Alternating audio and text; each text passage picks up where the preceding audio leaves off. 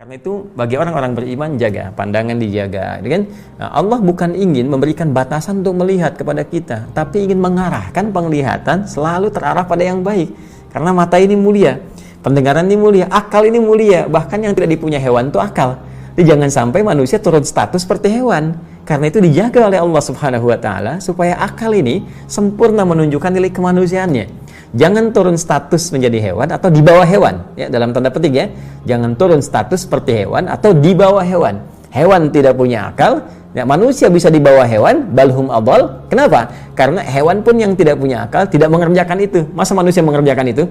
Ya, mohon izin ya. Contoh misalnya, pernah dengar nggak sapi betina aborsi? Tidak kan? Pernah dengar nggak kambing betina aborsi? Kan tidak. Kambing nggak pernah aborsi, sapi nggak pernah aborsi. Kenapa manusia bisa aborsi?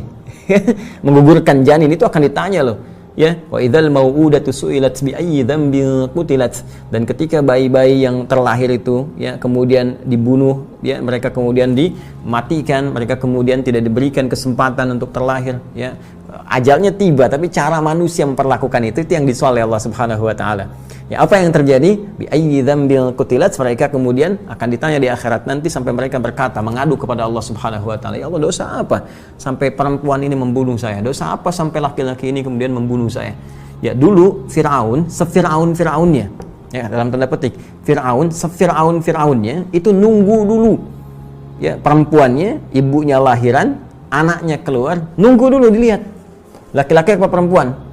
Kalau perempuan masih sempat dia bebaskan. Laki-laki dieksekusi. Itu ada di Quran misalnya surah kedua ayat 49. Nanti kalau sampai ke sana kita bahas lebih dalam. Wa idz najjaynakum min ali fir'auna yasumunakum su'al 'adzab yudzabbihuna abna'akum wa yastahyuna nisa'akum. Ya, jadi wa fi dzalikum bala'un min rabbikum 'azim. Kata Allah, ya, kami selamatkan dulu Musa dan para pengikutnya, ya kan? Bagaimana kami selamatkan kalian semua dari kekejaman Firaun. Gitu, kalau su'al adzab itu kalau ada siksaan yang keji, ini yang keji kata Allah tuh. Yang paling keji itu ini. Ya, perempuannya sedang hamil mengandung, kemudian diintai, diawasi, ya, dan didampingi oleh algojo.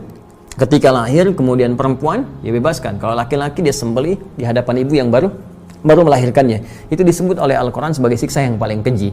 Nah, manusia sekarang, perhatikan baik-baik, ini sangat jauh dari Firaun.